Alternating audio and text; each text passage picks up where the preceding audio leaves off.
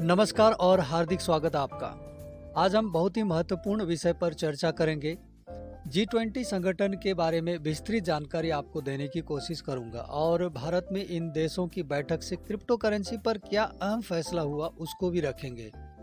Video शुरू करने से पहले आपसे विनती है, कृपया लाइक और कमेंट कर मेरा हौसला बढ़ाएं और इसी तरह की जानकारी प्राप्त करने के लिए सब्सक्राइब का बटन दबाने से मत चूकिएगा और अपनों को भी शेयर कर इस जानकारी को जरूर साझा कीजिएगा।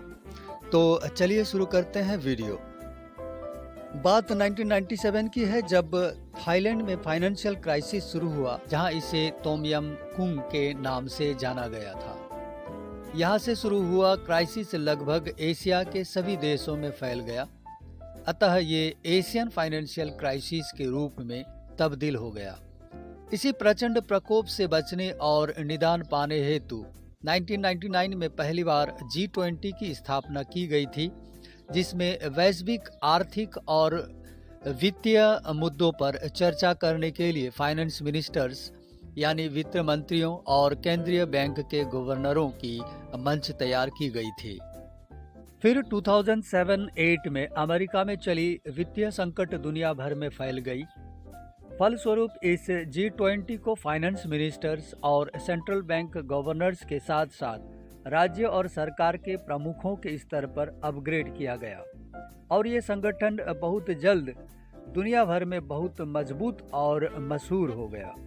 G20 में 19 देश और एक यूरोपियन यूनियन शामिल है, जिनके नाम इस प्रकार है: Argentina, Australia, Brazil, Canada, China, France, Germany, India, Indonesia, Italy, Japan, South Korea, Mexico, Russia, Saudi Arabia, South Africa, Turkey, UK, USA और यूरोपीय संघ।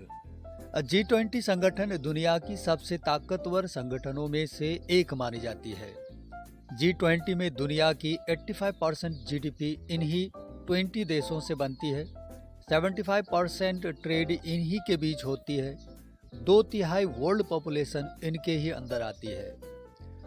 G20 की अपनी कोई परमानेंट सेक्रेटेरिएट ऑफिस नहीं है, इसलिए इसकी सभी कार्य जिस देश को एक साल के लिए मिलती है, वहीं सारा काम एजेंडा बनाने से लेके एजेंडा डिस्कशंस, डिबेट्स और उसके सार निकाले जाते हैं। फिर उन समरीज को अंत में नेताओं द्वारा बहस और हस्ताक्षर करके पास किया जाता है। जिस देश को एक साल के लिए प्रेसिडेंसी मिलती है, वही देश पूरे साल भर G20 के एजेंडा चलाती है और शिखर सम्मेलन की मेजबानी करती है।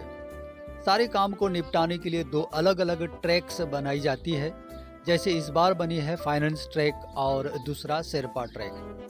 सभी देश की वित्त मंत्री यानी फाइनेंस मिनिस्टर्स और केंद्रीय बैंक के गवर्नर्स यानी सेंट्रल बैंक गवर्नर्स वित्त ट्रैक यानी फाइनेंस ट्रैक का नेतृत्व करती है, जबकि सभी देश के चुने गए शेरपास शेरपा ट्रैक का नेतृत्व करते हैं। फाइनेंशियल ट्रैक के अधीन जिन विषयों पर चर्चा करनी होती है वो इस प्रकार है: global economic growth, tax information exchange, financial regulatory reforms, financial inclusion, remittances across the world, fossil fuel subsidies, green finance इत्यादि। वही शेरपा ट्रैक जो कवर करेगी वो है employment, climate change, agriculture and food security, anti corruption measures, UN sustainable development goals, improvement of health care इत्यादि। भारत के तरफ से शेरपा पूर्व नीति आयोग के सीईओ अमिताभ कांत को चुना गया है। जिस देश में भी ये G20 सम्मेलन समाप्त होती है, वो देश आने वाले अगले देश को प्रेसिडेंसी सौंप देते हैं। सन 2022 में इंडोनेशिया में G20 सम्मेलन हुआ था और अगला प्रेसिडेंसी यानी अध्यक्षता भारत को सौंपी थी। दिसंबर 1, 2022 से भारत की प्रेसिडेंसी शुरू हुई थी और ये 30 नवंबर 2023 को समाप्त होगी। भारत में पहली बार स्टार्टअप 20 एंगेजमेंट ग्रुप की भी स्थापना की गई। ये ग्रुप ड्राइविंग इनोवेशन में स्टार्टअप्स की भूमिका को पहचानता है, जो तेजी से बदलते वैश्विक परिदृश्य का जवाब देंगे। इस एंगेजमेंट ग्रुप में G20 देशों के नागरिक समाजों, सांसदों, थिंक टैंकों, महिलाओं, युवाओं, श्रम, व्यवसायों और शोधकर्ताओं को एक साथ लाते हैं। इस साल के अंतिम शिखर सम्मेलन में करीब 43 प्रतिनिधि मंडलों के प्रमुख G20 में अब तक के सबसे बड़े प्रतिनिधि मंडल हिस्सा लेंगे। इनमें कई सारे देश के प्रमुख G20 देशों के अलावा अतिथि के रूप में हिस्सा लेंगे। इनकी बातों को भी सुनी जाएगी और सभी मिलकर अंतिम फैसला लेंगे। इस G20 के लोगो में भारतीय ध्वज के 4 रंगों को दर्शाया है, जो केसरिया, सफेद, हरा और नीला है। राष्ट्रीय फूल कमल के ऊपर पृथ्वी होगी और नीचे देवनागरी में भारत लिखा होगा। सबसे महत्वपूर्ण जो सबको आकर्षित करेगा वो है इस G20 का विषय वसुदेव कुटुंबकम, या एक पृथ्वी, एक परिवार और एक भविष्य। 1 दिसंबर को जब भारत ने G20 की अध्यक्षता संभाली तब प्रधानमंत्री नरेंद्र मोदी ने कहा था कि G20 के लिए भारत का एजेंडा समावेशी, महत्वाकांक्षी और कार्रवाई उन्मुख होगा। साथ ही उन्होंने कहा था कि जलवायु परिवर्तन, आतंकवाद और महामारियों जैसी आज की चुनौतियों से आपस में लड़कर नहीं बल्कि साथ मिलकर काम करके ही निपटा जा सकता है। भारत के सभी राज्य प्रमुखों के सलाह मशवरा के पश्चात पूरे भारत में 55 लोकेशंस पर करीब 200 बैठकें होंगे, जहां विभिन्न विषयों पर चर्चा की जाएगी। भारत में G20 की पहली बैठक उदयपुर में 4 दिसंबर से 7 दिसंबर 2022 को हो चुकी है। इसके बाद अलग अलग जगह पर होती चली आ रही है। जिन जिन जगहों पर होगी वहां के राज्य प्रमुखों और लोगों की जिम्मेदारी होगी कि वे अपने कलाकृति, वेशभूषा, देश की सांस्कृतिक विरासत की झलकियां आए हुए मेहमानों को अच्छी तरह प्रदर्शित करें। कई बैठकों में आज की जो संसार भर की मूल विषय है उस पर भी चर्चा हो चुकी है। भारत के अपने स्टेटमेंट के मुताबिक संकट और चुनौती जैसे तटस्थ शब्दों के इस्तेमाल के पक्ष में था। जब रूस और यूक्रेन की विषय लाई गई तो भारत की शुरुआती बयान में कहा गया कि ऐसे मुद्दों के लिए G20 का मंच नहीं है। इन बातों को आगे बढ़ाने की भी कोशिश की गई। आखिरकार रूस और चीन की आपत्तियों के चलते हुए ज्वाइंट स्टेटमेंट जारी नहीं हो सका। आइए अब जानते हैं क्रिप्टो के साथ क्या हुआ। सबसे पहले तो भारत ने IMF को ये जिम्मेदारी सौंपी कि वे एक पैनल डिस्कशन कराएं क्रिप्टो एसेट्स को लेकर, ताकि सबकी मत ले सकें और अंतिम निर्णय तक पहुंच सकें। और ठीक यही हुआ। जो 25 फरवरी 2022 की प्रेस रिलीज के अनुसार हमें ये जानने को मिलता है कि जो पैनल डिस्कशन टॉपिक था वो था policy perspective, debating the road to policy consensus on crypto assets, यानी नीतिगत परिप्रेक्ष्य, क्रिप्टो एसेट्स पर नीतिगत सहमति के लिए बहस। इसमें larger objective of the discussion था। लार्जर ऑब्जेक्टिव यानी बड़ा उद्देश्य। Number 1, consensus of crypto adoption on the internal and external stability of A countries economy, यानी अगर हम क्रिप्टो को अपना लेते हैं तो देश की अंदरूनी और बाहरी अर्थव्यवस्थाओं के स्थिरता पर क्या असर पड़ेगी या क्या परिणाम होंगे।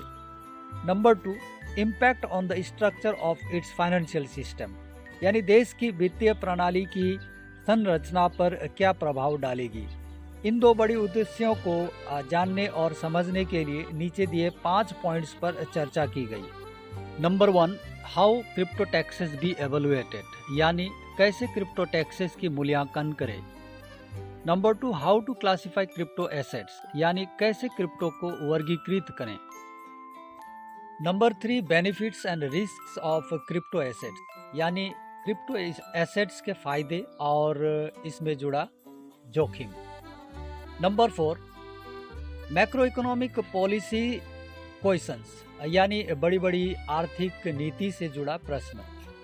Number 5, financial stability issues and regulatory responses, यानी वित्तीय स्थिरता के मुद्दे और नियामक प्रतिक्रियाएं क्या होगी। इंडिया के प्रपोजल पर ये सभी टॉपिक्स और लार्जर ऑब्जेक्टिव्स के ऊपर चर्चा हुई और परिणाम स्वरूप ये बातें सामने निकल कर आई। नंबर 1, क्रिप्टो बेनिफिट्स, क्रिप्टो के लाभ व फायदे। Cheaper and faster cross border payments, यानी बेहद सस्ता और तेज गति से सीमा पार भुगतान होगी। ये कहें कि संसार की किसी भी कोने से लेन देन में आसानी होगी। मोर इंटीग्रेटेड फाइनेंशियल मार्केट्स, यानी वित्तीय बाजार में अधिक एकीकरण होगी। आसान शब्दों में कहूँ तो सारे संसार के फाइनेंशियल मार्केट्स एक सूत्र में जुड़ी होगी। इंक्रीज्ड फाइनेंशियल इंक्लूजन्स, यानी वित्तीय समावेशों में वृद्धि होगी। ज़्यादा से ज़्यादा लोग जुड़ेंगे जिनकी बैंकों तक पहुँच नहीं है, वे भी अपने स्मार्टफोन्स और इंटरनेट के जरिए जुड़ जाएंगे। फिर बात आई क्रिप्टो प्रॉब्लम के ऊपर, यानी क्रिप्टो की समस्याएं। कई सारे छोटे मोटे प्रॉब्लम से अलग जो सबसे बड़ी प्रॉब्लम दो व्यक्तियों द्वारा सामने आए। पहला व्यक्ति था ईश्वरी प्रसाद जो कॉर्नेल यूनिवर्सिटी से था, और दूसरा MS हिलरी अलेन जो अमेरिकन यूनिवर्सिटी से हैं। आप दोनों के विचार है highly centralized nature of the crypto universe despite claiming to be a decentralized platform। इनके कहने का मतलब है कि विकेंद्रीकृत मंच होने के दावा करने के बावजूद क्रिप्टो संसार की अत्यधिक केंद्रीकृत प्रकृति है।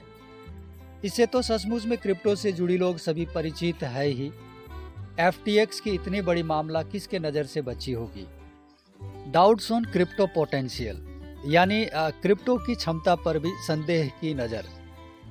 क्रिप्टो पर यह भी एक अस्तित्वगत प्रश्न है कि क्या ये क्रिप्टो संपत्ति वास्तव में वैश्विक वित्तीय प्रणालियों में मौजूदा चुनौतियों का इष्टतम यानी सर्वोत्तम समाधान कर पाएगी।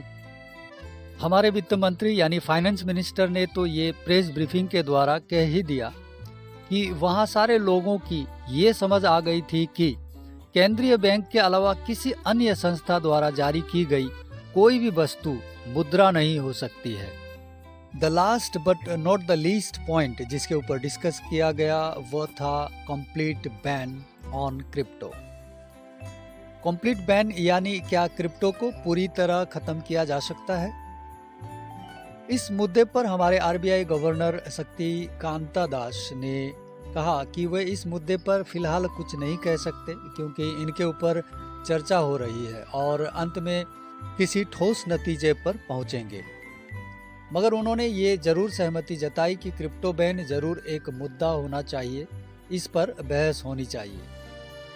तो अंत में सभी चर्चाओं के पश्चात ये निष्कर्ष हुआ कि IMF इंटरनेशनल मॉनिटरी फंड और स्विट्जरलैंड के FSB फाइनेंशियल स्टेबिलिटी बोर्ड पूरे चर्चाओं का सार बनाकर जॉइंट टेक्निकल पेपर सबमिट करेंगे सितंबर 2023 तक, और फाइनेंशियल ट्रैक की अंतिम चर्चा होगी और कोई एक परिणाम सामने निकल कर आएगी। यानी 2023 के अंत तक या 2024 तक कोई न कोई क्रिप्टो कानून बनने वाला है और ये G20 का फैसला पूरे संसार में धीरे धीरे लागू हो जाएगी।